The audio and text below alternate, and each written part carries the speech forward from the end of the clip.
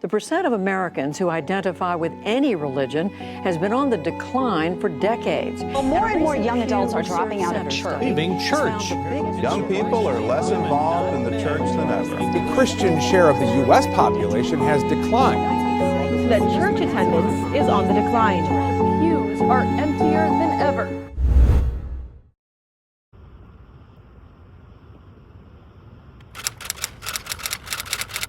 There is a real crisis of faith. There are Catholics that have been brought up in Catholic education, Catholic formation, but they haven't really had an encounter with Jesus. There are a million distractions. There's a million other places you could be. There's a million other things you could do. And if faith and church have never ever felt relevant in your life or have had a major impact in your life, you're probably going to choose other things. You're going to choose hanging out with friends. You're going to choose a sporting event, a concert, laying in your bed, scrolling on your phone, because you, in some ways, have, I think people believe that if they're getting more satisfaction from that, they're going to choose those things. Yeah, what is the need for religion when I have all of my needs met materially? We see the effects of scandal, like the abuse crisis. Maybe people thinking, well, I don't need to follow the church's rules or go to church if the leaders aren't following that. It's a huge crisis that we're still kind of rebounding from. In the middle of that, there's also just a question of what is the point of worship? What is the point of religion? And that's something that, sure, young people question, but I also think maybe the ambivalence of an older generation too. Well, I brought my kids through Catholic school. Isn't that enough?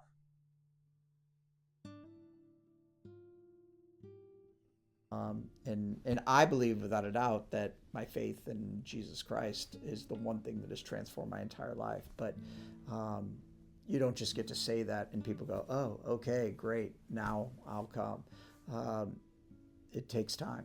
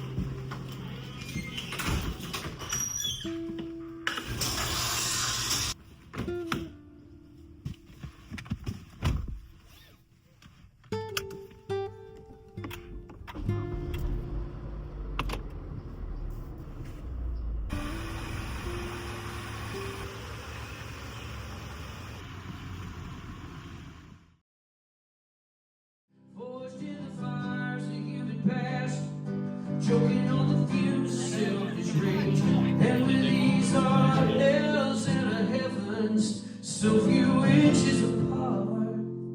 We must be awfully small and not as strong as we think we are. I wanted every single person, not just teens, but our young adults or anybody that would walk through that door, that they would be known and seen and loved.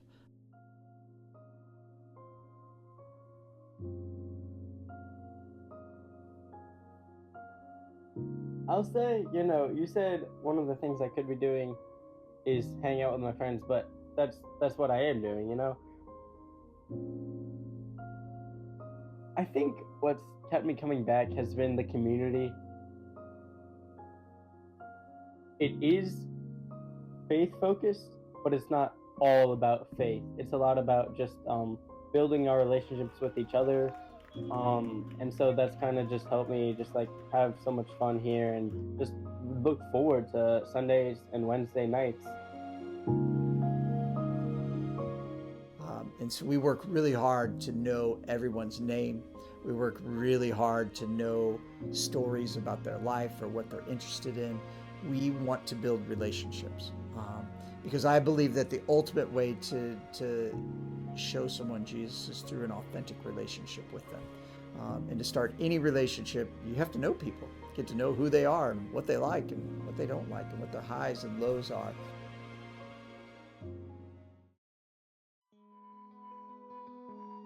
A typical Sunday here at Incarnate Word looks like going to the 6 p.m. Mass on Sunday, and then afterward, just kind of chatting around till 7:30 when we go into the room, and then a teenager gives a talk, and it's just really cool to be able to help all your friends grow in their faith, and also cool to be on the receiving aspect of that, and to be able to gain some insights from those people who you might not have connected as deeply with, or some of your best friends, and just receive more insights that don't normally come up in regular conversation.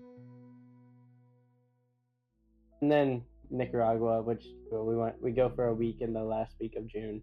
We go through an organization called Amigos for Christ.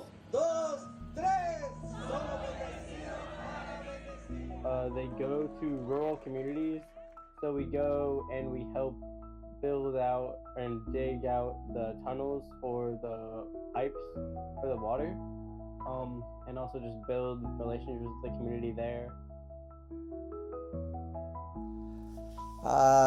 When I graduated from college, I studied accounting and got a job as a public accountant, and I actually loved it, but there was a part of my life where I just kind of felt like, is this it? Is this all I'm ever going to do? Am I just going to wear a suit and tie and go to work? And so I accidentally found this parish. Went to Mass here once and was like, there were teens everywhere. And I didn't understand that because when I grew up, I didn't want to go to Mass and I thought it was all kind of weird. And so the guy that was leading, I just asked if he needed any help. And he's like, sure, you'd be a great corps member. And I was like, I probably will not be a good corps member. I don't know what you do or anything like that. But I came one time and I'll be honest, the first time I came, I thought it was weird. But it was also awesome at the same time. And after about a year and a half, the guy that was running it was leaving, and the pastor at the time asked me if I would take over.